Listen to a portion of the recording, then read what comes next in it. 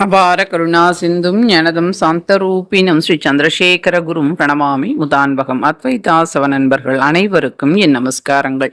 இன்னைக்கு நம்மளுடைய சேனல்ல நம்ம பார்க்க போறது நம்முடைய கோரிக்கைகள் நிறைவேறுவதற்கு மிக மிக எளிமையான ஒரு பரிகாரத்தை இந்த பதிவுல நாம பார்க்க போறோம்.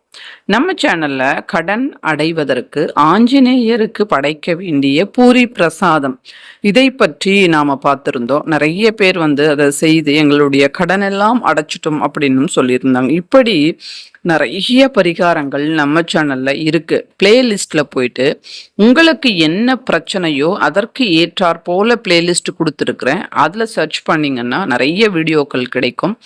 எல்லாமே சக்தியான ஒரு பரிகாரங்கள் தான். செய்தால் நிச்சயம் பலன் உண்டு, செய்யல அப்படின்னா பலன் கிடைக்காது இல்லையா? அதனால செய்து பாருங்க, பலன் கிடைத்தே தீரும். இன்றைய தின ஒரு பரிகாரம் என்ன அப்படின்னு கேட்டா, இத எந்த நாள் வேண்டுமானாலும் நாம இந்த பரிகாரத்தை ஆரம்பம் செய்யலாம். என்ன பண்ணலாம் அப்படின்னா, நாம தினம்தோறும் ஆஞ்சநேயர் கோவிலுக்கு செல்ல வேண்டும். ஒரு ஊர் அப்படின்னு இருந்தா நிச்சயமா அங்க ஆஞ்சநேயர் கோயில் இருக்கும், விநாயகர் கோவில் இருக்கும், ஒரு ஈஸ்வரன் கோவில் நிச்சயமா கண்டிப்பா இருக்கும். தனியா ஆஞ்சநேயர் கோவில் இல்லை அப்படின்னாலும் ஈஸ்வரர் கோவில்ல ஆஞ்சநேயர் ஏதோ ஒரு இடத்துல பிரதிஷ்டை பண்ணி வச்சிருப்பாங்க. அந்த மாதிரி இருந்தாலும் பரவாயில்ல. ஆனா இத கோவில்ல தான் நாம பண்ணணும். அதனால கோவில்ல நீங்க செய்வத பாருங்க. தினம்தோறும் கோவிலுக்கு போவத ஒரு பழக்கமா நாம ஏற்படுத்திக்கணும். அந்த மாதிரி செய்யும் போது நமக்குள்ளேயே நம்முடைய பாசிட்டிவிட்டி பெருகும், நம்முடைய ஆறா கிளன்ஸ் செய்யப்படும். அதனால இந்த பரிகாரம் மூலமாவது நீங்க தினம்தோறும் கோவிலுக்கு போகின்ற அந்த ஒரு வழக்கத்தை வைத்துக் கொள்ளுங்கள். தினம்தோறும் ஒரு அரச மரம் எடுத்துக்கணும். அரச இலைய நாம எடுத்துக்கணும்.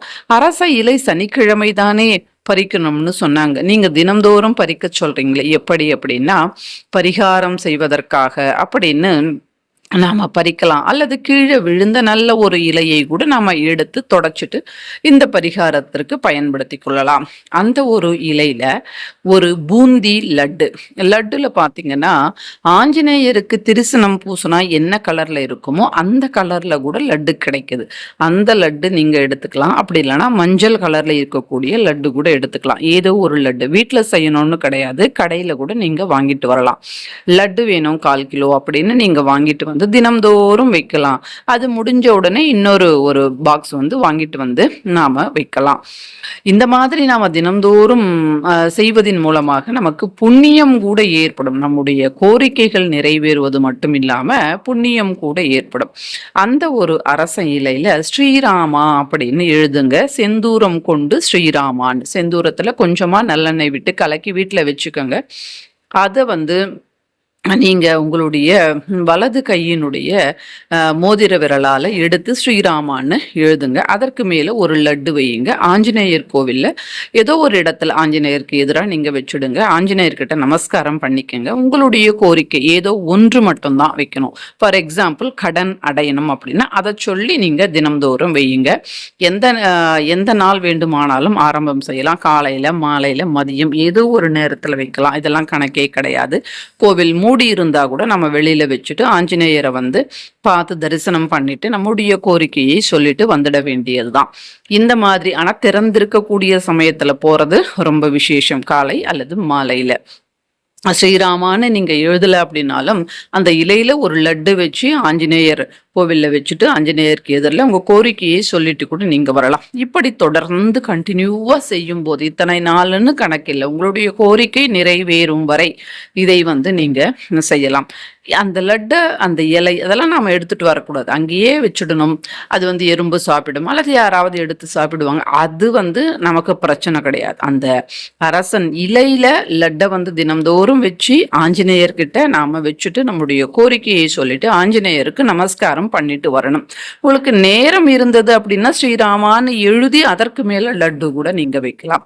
இந்த மாதிரி செய்யும்போது திருமணம் நடக்கல அப்படின்னா அந்த திருமணம் நடக்கும், குழந்தை பிறக்கும், பசங்க நல்லா படிப்பாங்க, வீடு கட்டுகின்ற யோகம் ஏற்படும், அடுத்து கடன் அடையும், நகை கடன் இருக்கு அது அடையணும் அப்படின்னாலும் அடையும். இப்படி ஏதாவது ஒரு கோரிக்கையை மனதில் நிறுத்தி, இப்ப எல்லாருடைய பிரச்சனையும் எங்களுடைய நகையெல்லாம் பேங்க்ல இருக்கு, அதை நாங்க எப்படி மூட்டுறது அப்படின்னு நீங்க அதை கூட மனசுல நினைச்சு நீங்க செய்யலாம். ஆனால் ஏதோ ஒரு கோரிக்கையாக இருக்கணும்.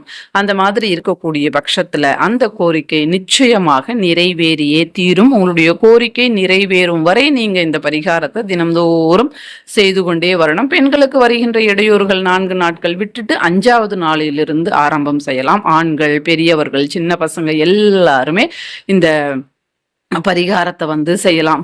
அதனால ரொம்பவே அற்புதமான ஒரு சக்தியான பரிகாரம். யார் யாருக்கு என்னென்ன கோரிக்கைகள் இருக்கோ அதை நினைச்சு நீங்க இந்த பரிகாரத்தை செய்யலாம். எங்களுக்கு அதாவது இந்த கோவில் இல்லை, வீட்டில் செய்யலாமா அப்படின்னா வீட்டில் செய்யக்கூடாது. ஏன்னா அந்த லட்டை அங்கேயே நாம விட்டுட்டு வரணும். இப்போ வீடு அப்படின்னும் போது அந்த மாதிரி வசதி இருக்காது இல்லையா?